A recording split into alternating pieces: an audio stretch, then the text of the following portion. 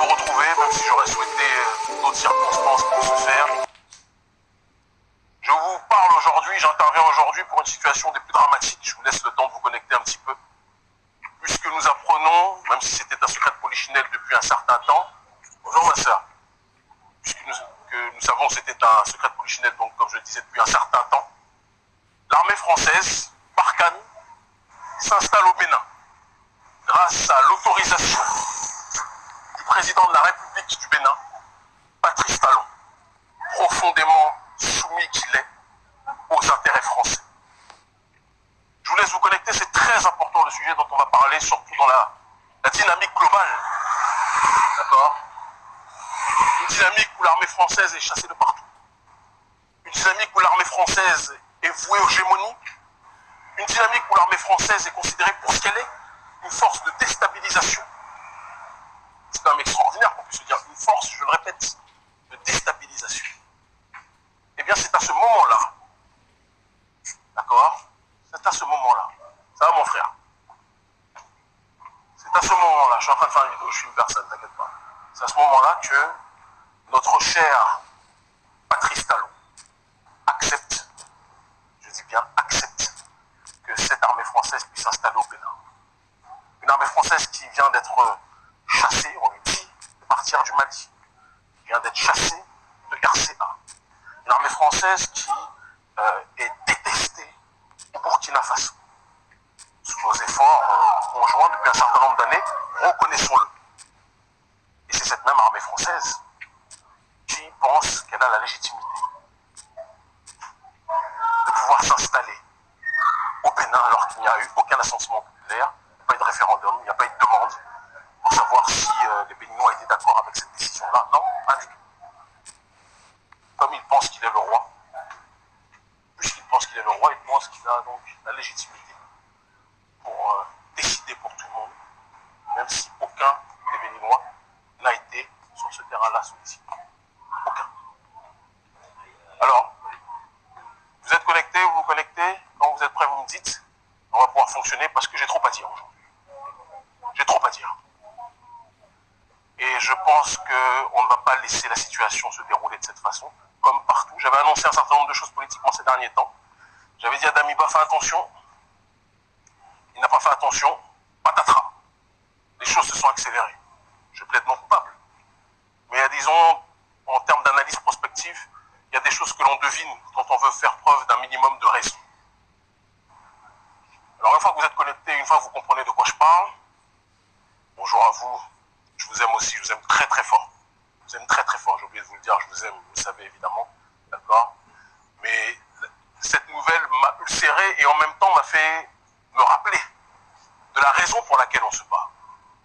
On se bat contre des dirigeants fantoches qui méprisent tellement leur population, qu'ils incarcèrent, qu'ils confisquent la voix du peuple et qu'ils vendent cette voix aux intérêts de l'oligarchie occidentale. Des dirigeants qui méprisent tellement leur peuple, et en l'occurrence Patrice Talon, qu'ils rendent impossible la possibilité de l'expression démocratique dans leur pays. La seule chose qui les intéresse, c'est de pouvoir régner comme si c'était des rois, d'accord? Des rois qui ont le droit de vie ou de mort, de liberté ou de prison, d'incarcération sur leur sujet. Ce même Patrice Talon qui se vantait, il n'y a pas si longtemps au MEDEF, donc auprès de l'oligarchie néolibérale française, d'accord, officiellement, d'être le président qui avait contribué à permettre aux entreprises françaises de faire les meilleurs bénéfices de l'histoire du Bénin, depuis la période des dites indépendances. Ce sont ces dirigeants-là. Ce sont ces dirigeants-là, aujourd'hui, qui sans nous avoir sollicité, sans nous avoir demandé notre avis, sans nous avoir demandé notre autorisation, sans nous avoir demandé ce que nous en pensions, décident comme ça. Parce que Macron a claqué des doigts, on me dit que vous m'entendez mal. Est-ce que vous m'entendez mal? Normalement, vous m'entendez bien. Macron claque des doigts et décide donc, c'est extraordinaire, que Barkhane, qui est chassé partout, pourra se baser au Bénin, au nord Bénin. Alors il est quand même important qu'on fasse un petit rappel historique, parce que visiblement le président Patrice Talon, tellement fasciné qu'il est, comme il dit, il se sent à l'aise avec la France, etc., Nous, on n'a rien contre la France de manière générale, c'est un pays, il y a des gens profondément bien. Notre problème, c'est l'oligarchie française avec laquelle Patrice Talon collabore. Le véritable problème, il est là. D'accord? Mais Patrice Talon a été élu initialement. Si on ne le dit pas, ça ne pourra pas marcher, on ne pourra pas se comprendre. Il a été élu en rempart à celui qui à l'époque était présenté comme le candidat de la France, en l'occurrence Lionel Zinsou. Je ne sais pas si vous vous souvenez, nous on s'en souvient très bien. Lionel Zinsou, grand banquier, ami de Macron, lui aussi pion de l'élite néolibérale, d'accord, et qui avait pour objectif clair et affiché de livrer le pays à la France. Et donc tous les gens, naïvement, tous sans exception, nous sommes plongés, moi à l'époque je n'ai pas voté, d'accord, nous sommes plongés dans le vote de Patrice Talon comme si c'était un vote identitaire, un vote rempart, un vote de souveraineté du Bénin face à l'hydre de l'oligarchie française. Les années ont passé et on s'est rendu compte qu'en réalité, entre Talon et Zinsou, c'était blanc bonnet, bonnet blanc, c'était les deux faces peau noire, masque blanc de l'oligarchie d'Occident, matérialisée donc par l'oligarchie française. C'est de ça dont il s'agit. Le reste, c'est du cinéma. C'est de ça dont il s'agit. Le reste, c'est du bavardage. Patrice Talon, en opération marketing et séduction vis-à-vis de l'oligarchie française, vis-à-vis de Macron, en quête de légitimité parce qu'il n'est pas légitime pour sa population, il n'est pas légitime pour un tas de gens, d'accord, a décidé d'accepter la demande insistante de Macron afin que Barkhane puisse se poser au Bénin. Les populations du nord du Bénin ne veulent pas de Barkhane. Les Béninois, de manière générale, ne veulent pas de Barkhane. Nous ne voulons pas de Barkhane. Patrice Talon, il est vrai, comme c'est l'homme le plus riche du pays, il a cette capacité, cette possibilité systématiquement à acheter les gens.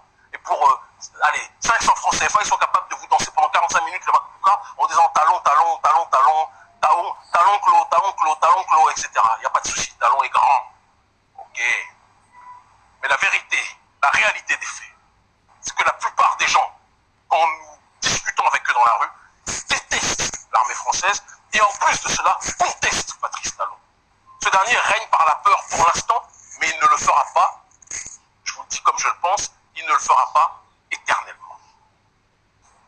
L'armée française, donc Barkhane, cette semaine, il y a eu le général Baratz, général de Barkhane, qui est venu s'entretenir avec les militaires, avec ses supplétifs, qu'ils vont maquiller comme étant donc ses collègues, d'accord, afin qu'il puisse y avoir une collaboration saine entre l'armée française et l'armée béninoise.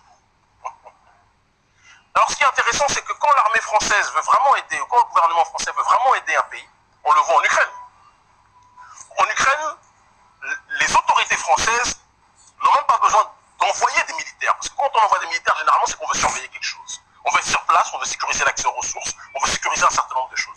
Quand vous voulez véritablement aider un pays, quand vous voulez véritablement sauver un pays, défendre un pays, vous livrez des armes à ce pays, vous financez allègrement ce pays. Aujourd'hui, la manière dont l'Ukraine est en train de combattre, ou entre guillemets, j'allais dire de résister, mais puisque ce sont les pions de l'OTAN, ce sont eux les premiers agresseurs, d'accord? C'est quelque chose que les médias occidentaux mensonges ne vous disent pas, d'accord? Mais l'Ukraine, la manière dont ils attaquent et ils combattent vis-à-vis de la Russie, c'est parce qu'ils ont toutes les armes de l'Occident.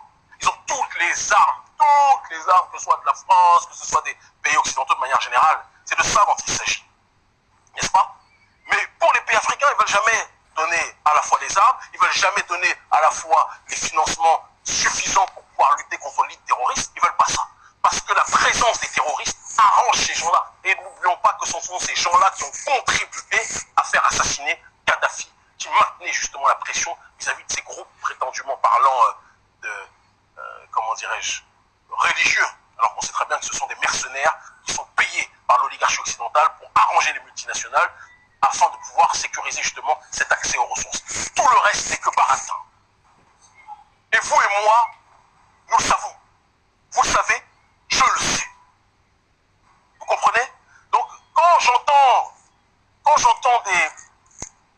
des gens prétendument sensés dans ce gouvernement béninois venir nous annoncer que oui, nous avons besoin d'une collaboration franche avec l'armée française, les mêmes qui ont contribué à déstabiliser en faisant assassiner Kadhafi, d'accord, avec les autres armées occidentales, et les Libyens bien mercenaires cooptés, qui étaient justement eux, ces groupes terroristes-là. Ceux qui ont été les pyromanes veulent venir jouer les pompiers avec nous. La population sait que c'est du chiquet, la population sait que c'est de l'inertie, la population sait que c'est une bêtise, un crachat vis-à-vis de la souveraineté de notre peuple, la souveraineté africaine en général et la souveraineté du Bénin, d'Ahomey en particulier. Mais Patrice Talon continue quand même. Parce que les gens n'osent pas dire suffisamment non à Talon. Les gens n'osent pas dire suffisamment non à ce pilleur social, à ce pilleur économique, à cette personne qui méprise le prolétariat, qui méprise les pauvres, qui est là juste pour essayer de faire la décoration aux alentours de l'aéroport, en essayant de construire des routes en apparence, des buildings autour de l'aéroport pour que les touristes, quand ils arrivent, ils disent waouh. Et puis il va vous construire des statues de ce que l'on appelle, ce que les Occidentaux appellent les Amazones. Il va vous construire des statues des rois résistants pour vous dire, vous voyez, je suis dans l'authenticité. Exactement comme Mobutu le faisait. Mais dans le même temps, pendant qu'il crie à son authenticité, il vend son pays aux entreprises françaises et maintenant à l'armée française. Président Talon, vous pensez qu'on va vous laisser faire? Je vous pose la question très sérieusement. Et vous savez que moi, contrairement à la plupart des gens dans ce pays, vous me mettez en prison. Je suis plus dangereux d'ailleurs quand on me met en prison que quand on le laisse à l'extérieur. Si vous vous renseignez, vous comprendrez. Demandez aux Ougans ici, demandez aux Failles si vous expliqueront. Je suis beaucoup plus dangereux quand on me met en prison que quand on me met à l'extérieur. Mais vous pensez sincèrement, M. Talon, que nous avons tous peur de vous? Vous pensez sincèrement, M. Talon, qu'on va tous accepter que vous vendiez notre pays à la France en tant que tel, au gouvernement français? Vous pensez sincèrement, M. Talon, que nous sommes tous vos sujets, que vous êtes notre roi? Moi, je n'ai pas voté pour vous. Je n'ai pas voté pour vous. Et je n'ai pas voté, il n'y a pas eu de référendum pour qu'on accepte, oui ou non, ou qu'on se prononce oui ou non, pour savoir si la France peut venir, si le gouvernement français peut venir. Vous moquez du monde. Vous moquez du monde, président Talon. Vous moquez du monde. Et avec cet acte-là, vous êtes en train de signer votre perte. Je vous le dis froidement. Votre perte politique. Ne le prenez pas comme une injure. C'est un propos politique des plus structurés et des plus pragmatiques. Vous créez votre perte. On ne vous laissera pas faire, président Talon. On ne vous laissera jamais faire cela. L'armée française ne restera pas au Bénin. Moi, je vous le dis. L'armée française ne restera pas au Bénin et la population béninoise, je vous le dis, ça va prendre le temps qu'il faudra. On travaillera pour cela, comme je l'ai fait et comme je le fais partout. Mais l'armée française ne va pas rester. La colonisation est terminée. La France-Afrique est terminée. Vous allez collaborer avec ceux qui sont les sponsors du terrorisme. Et vous dites, oui, nous travaillons contre l'insécurité. Mais vous vous moquez du monde. Et vous dites que vous êtes des gens qui passent leur temps à réfléchir. Mais vous êtes vraiment une bande de mythomanes politiques convulsifs. Vous êtes des menteurs. Vous ne réfléchissez sur rien. Vous n'avez même pas une compréhension de la géostratégie. Vous n'avez même pas les forces en présence qui sont en train de s'affronter. Vous ne comprenez même pas en réalité le monde qui est en train de basculer. Au moment où la jeunesse africaine dit qu'elle veut s'éloigner de l'Occident, vous êtes en train de vous plonger dans ses bras, de ramper devant cet Occident-là.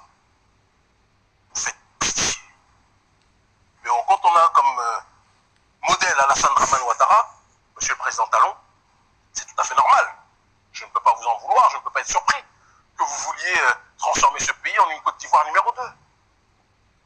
On vous a dit que c'était ça, peut-être le modèle, le développement. Parce que dans votre perception d'aliéné complet, parce que c'est ce que vous êtes profondément, un aliéné politique, un aliéné culturel sur un certain nombre de points, un vernis d'authenticité, mais un complexe vis-à-vis de la France à l'intérieur. C'est de ça dont il s'agit. On vous a dit que le développement, c'est être un pays qui s'occidentalise, qui ressemble à la France, qui ressemble à la Côte d'Ivoire, où il y a des tas d'entreprises françaises. Bientôt, on va incorporer à les KFC, McDonald's, etc. Hein? Président Talon, mettez les opposants en prison ou à l'exil. Vous les faites, comme c'est mon cas, surveiller régulièrement. Comme vous le savez tous, on s'installe au Mali. J'y serai donc fin de semaine prochaine. Mais ne croyez pas que je laisse le Bénin. Je serai au Bénin chaque mois, environ 10 jours. 10 jours par mois. Et j'ai mes équipes, j'ai mes militants qui vont travailler pour que ce qui doit se faire se fasse. Mais on ne vous laissera pas faire, président Talon. De la même façon que je vomis de toute mon âme le président Alassane Dramane Ouattara, je vomis le président Patrice Talon. Vous êtes un ennemi de la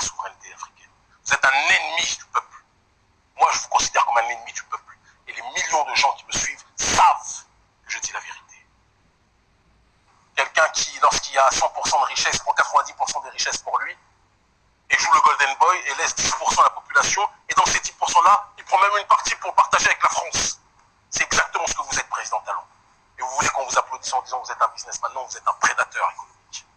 Vous êtes un pilleur social. Et vous êtes incomplexé vis-à-vis de l'oligarchie française. Vous et vos ministres là, hein? On vous combattra. L'armée française ne restera pas. L'armée française ne vaincra pas. Quand vous avez fait diminuer la marge de manœuvre de Bolloré, beaucoup de Béninois sont exclamés en disant « Oh, enfin un président qui défend notre souveraineté ». Non, vous ne défendez pas votre souveraineté. Vous défendiez votre beefsteak parce que vous étiez en contentieux sur un certain nombre de projets et vous vouliez avoir la main vis-à-vis de lui parce que vous êtes un prédateur comme lui. Ce n'est pas la souveraineté du peuple qui vous intéresse, c'est la souveraineté de votre portefeuille. Votre pilleur social, vous connaissez, vous vous reconnaissez. Nous, on n'a pas peur de vous. Moi, je n'ai pas peur de vous. Si vous saviez ce qui est derrière moi, Dieu Tout-Puissant, les ancêtres miséricordieux, veillent sur moi, sont autour de moi, me préservent. Si vous saviez ce qui était derrière moi, vous ne nous auriez même pas comporté comme des fous vis-à-vis de nous. On ne vous laissera pas faire, président. Patrice Talon. On pensait que vous alliez être l'entité au tout début de votre mandat, votre premier mandat avant les élections truquées. Lors du second mandat, vous avez écarté toute l'opposition, puisqu'on est dans la République du Gondwana avec vous. Je vois un Ouattari qui dit « Toi, tu seras expulsé bientôt du Bénin ». C'est votre rêve. Souvenez-vous qu'à chaque fois qu'on m'attaque, le dirigeant tombe. Réfléchissez quand même. Les statistiques commencent à être très parlantes. Donc réfléchissez. Mais président Talon, je reviens à vous. On pensait que vous alliez être l'entité qui allait permettre à l'Afrique de l'Ouest de se relever, de reprendre sa souveraineté, d'exprimer sa dignité. On se disait que vous n'étiez pas mort de faim parce que vous aviez déjà votre argent, donc vous n'alliez pas prendre dans les caisses de l'État, il n'y allait pas avoir de Bénin contrôle et de choses de ce style-là. Et pourtant, président Talon, le temps nous a fait comprendre qu'en réalité, dans l'opposition, le gouvernement précédent vous a asphyxié, vous a fatigué, vous a pris des ressources et que là, vous êtes en mode vendetta pour essayer de récupérer vos ressources et pire encore, de manger, de prendre, de capter et de rajouter pour devenir encore plus riche comme si vous alliez apporter